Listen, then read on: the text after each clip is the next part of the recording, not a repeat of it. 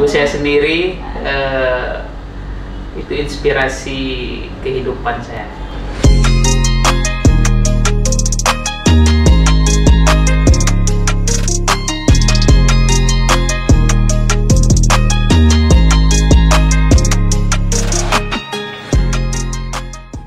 Halo, selamat siang Bunda di rumah. Nah, kali ini senang banget Misor sudah bersama seorang spesial di hari ini, yaitu Mama, seorang founder dari PT Seraya Berjaya Indonesia. Selamat siang Mama. Selamat siang. Nah, senang banget nih hari ini kita bisa jumpa. Mama udah meluangkan waktunya, makasih. Sebelum itu kita bakal ngasih lihat satu video. Nah, satu video ini nanti Mama kita minta tanggapannya di akhir video. Oke.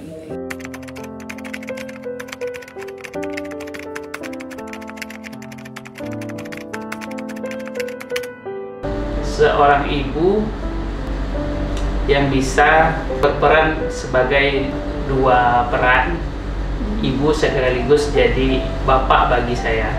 Karena saya waktu lahir sudah nggak ketemu sama seorang bapak, makanya semuanya ibu inilah yang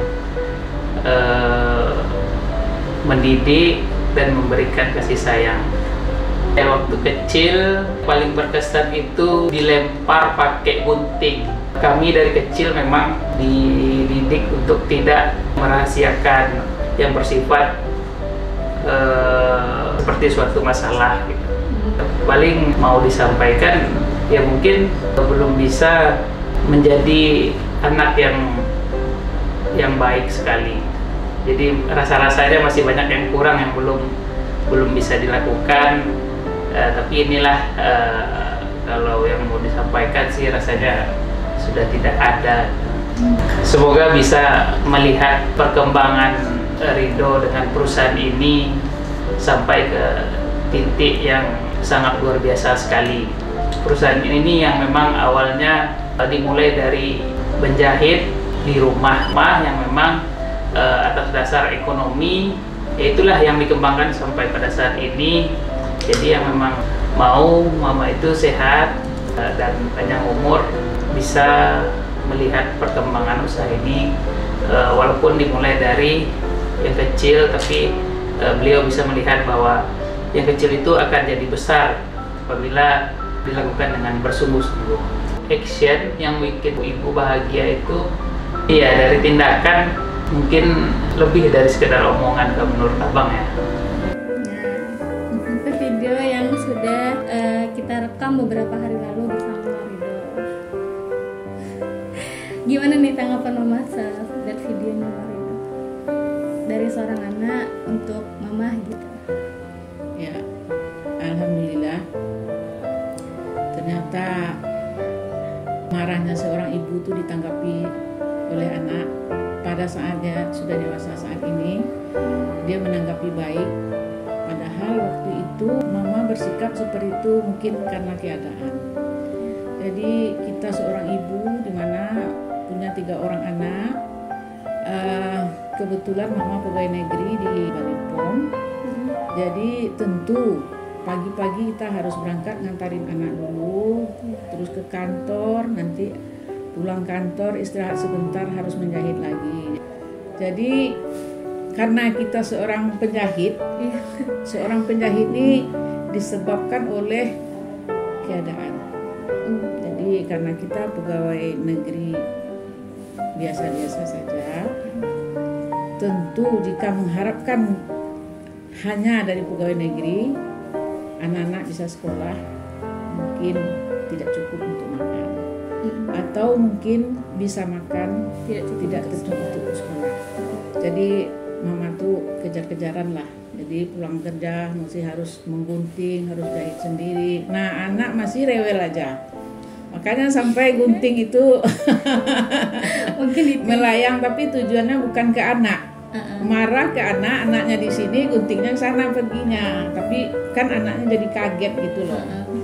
Nah itulah mungkin secuil yang masih anak-anak nggak bisa melupakan kesan itu, karena memang Mama dari dulu mendidik agak keras, bukan karena apa-apa, karena di situ ayah, di situ ibu. Jadi semuanya harus terkonsep, nggak bisa main-main gitu. Jadi mama mengajarin mereka tuh dari kecil, jangan sampai membuang-buang waktu, jangan sampai tidak ada yang tidak bisa dilakukan, harus semuanya mampu untuk melakukan. Jadi mungkin berdasarkan itu mungkin yang ditangkap oleh mama, sehingga sampai kini berkesan sama anak. Dari mama sendiri nih, ada nggak kesannya, apa sih yang paling berkesan selama hingga saat ini gitu bersama anak? Yang paling berkesan sebenarnya banyak sekali, tapi mungkin ada betapa beratnya mungkin ada salah satu mungkin mama belum pernah ceritakan ketika anak pertama mama waktu itu tahun 99 lebih kurang tahun itu, si Rizet dia minta sepatu. Sepatu ini karena dia sekolahnya di SMP 1, nah, dia mau yang branded. Nah, itu yang paling berkesan mama ya. Dia minta sepatu branded. Sementara mama kondisinya tahulah gimana gitu ya. Udah pergi ke toko, udah dilihat sepatunya, itu harga sepatu lebih kurang 600.000. 600.000. Itu jatuh ke dalam air mata nih. Anak tuh dia minta juga, akhirnya mama bawa keluar toko, berdiri bawah tiang lampu, mama sampai kini nggak lupa tuh. Z, kalau Z beli sepatu ini, mungkin mama tidak bisa membantu adik-adik yang lain karena harganya terlalu mahal. Sepatu ini cuma Z bisa pakai 2 hari 3 hari. Teman-teman bilang, bagus sepatunya Z. Setelah itu nggak lagi. Orang di sekolah juara nggak juaranya bukan karena sepatu. Nah, itu mama bilang tuh, bukan karena sepatu, tapi karena cara berpikir yang bagus, cara belajar yang baik. Akhirnya dia menangis di bawah tiang lampu itu sama mama katanya, kalau nggak dapat sekarang, apa-apa mah Ijat nabung dulu. Tahun depan Ijat tetap mau yang itu. Gitu dia. Akhirnya kami nggak jadi beli karena memang nggak cukup uangnya untuk beli gitu. Apalagi 600.000 tahun 99, tingginya sekitar 1,5 juta atau 2 jutaan sekarang. Nah itu nggak pernah mama bisa lupa apa seperti itu. Jadi pada anak-anak nih mama selalu menanamkan mama tidak akan pernah menuntut kalian jadi apa-apa. Yang penting suatu saat nanti ketika kalian dewasa, kalian harus bisa berdiri di atas kaki kalian sendiri. Jangan sampai menyusahkan saudara-saudara yang lain. Jadi selama mama mendidik anak tuh, mama nggak pernah menuntut ini harus jadi sarjana, harus pintar, harus juara, harus menurut kemauan mama, nggak pernah. Tapi dimanapun kamu berada, kamu harus serius di sana dan harus jadi orang yang baik. Cuma itu aja pesan mama. Jadi kalau mungkin ibu-ibu lain berharap anaknya harus jadi sarjana, anaknya harus pintar, harus sesuai keinginan orang tua, mama nggak pernah menuntut anak seperti itu.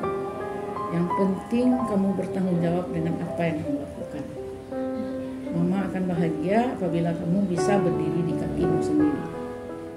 Jadi setiap langkah yang dilakukan dalam hidup ini, jika dilakukan dengan rasa tanggung jawab, seperti sekolah tanggung jawab, kuliah tanggung jawab, kamu akan pasti menerima umpan balik yang bagus. Sepertinya kalau sekolah yang bagus bisa dapat ijazah, kuliah yang bagus pasti kamu jadi sarjana. Cuma itu aja pesan mama sama anak-anak. Jadi mama tidak pernah memberikan tuntutan kepada anak, cuma mama memberikan sebisanya kebahagiaan kepada anak.